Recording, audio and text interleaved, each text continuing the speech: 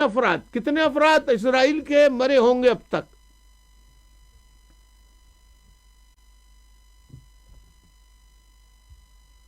آپ لوگوں کو نہیں معلوم؟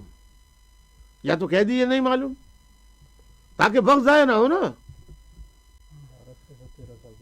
1200 سے 1300 کے درمیان. چلو جی ہم کہہ دیتے ہیں 1500 مرے ہوں گے.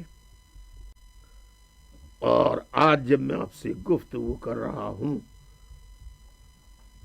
تو 11,500 سے زائد فلسطینی بزرگ، مائیں بہنیں، بزرگ، مرد، جوان، لڑکے لڑکیاں، وہی نہیں، پیٹ میں ماؤں کے موجود بچے ماں کے ساتھ وہ بھی مارے گئے.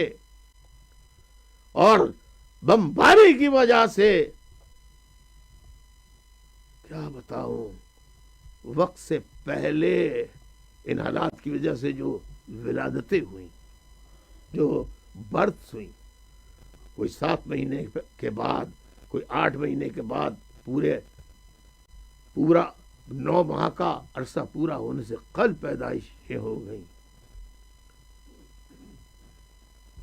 اب جو پیدا ہو گئے 9 مہینے کے بعد، اپنا پورا وقت گزارنے کے بعد ماں کے بطن میں، ماں کے پیٹ میں، وہ پیدا ہونے کے بعد وہ بھی ایک فرش ہے بہت بڑا، اس پہ برابر برابر پڑے ہوئے ہیں. نہ کھانے کو ہے، نہ پینے کو ہے، نہ دینے کو ہے. کتنے بچے میڈیکل فیسلٹیز نہ ہونے کی وجہ سے پیارے ہو گئے، اور کتنے معصوم بچے شہید ہو گئے. اگر الطاف حسین دہشت گرد ہوتا تو کائی کے لیے دہشت گردی کرتا؟ اپنے مفاد کے لیے. الطاف حسین اگر پاکستان کا دشمن ہوتا تو اپنے لیے، جب تک میں پاکستان میں 91 کے اینڈ میں نے چھوڑا پاکستان دسمبر 91 کو، تو اس وقت تک کتنے دفعہ ہم نے پیپلز پارٹی سے، نواز شریف سے، ان لوگوں سے الائنسز کیے. تو الطاف حسین کا گھر 120 گز سے بڑھ کر ڈیفنس کلفٹن میں کیوں نہیں چلا گیا؟ پنجاب کے ڈیفنس کلفٹن کے ایریا میں کیوں نہیں چلا گیا؟ سرحد کے ڈیفنس کلفٹن ایریا میں کیوں نہ چلا گیا؟ بلوچستان کے ڈیفنس کلفٹن کے ایریا میں کیوں نہیں چلا گیا؟ اگر میں خراب تھا تو اس وقت میں دنیا کا مالدار ترین، نہ صحیح تو پاکستان کے امیر ترین لوگوں میں میرا بھی نام ہوتا، اور مجھے محب وطن بھی کہا جاتا.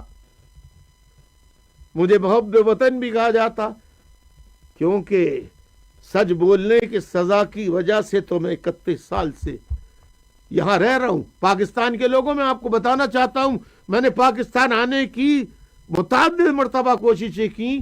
میں نے بار بار نادرا کے کارڈ بنوانے کے لیے اپلیکیشن دی، فنگر پرنٹ دیے،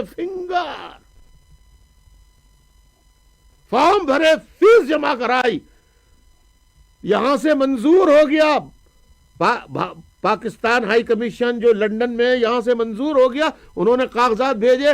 پاکستان میں ایک دفعہ نواز شریف کی حکومت تھی، اور دوسری دفعہ مجھے یاد نہیں،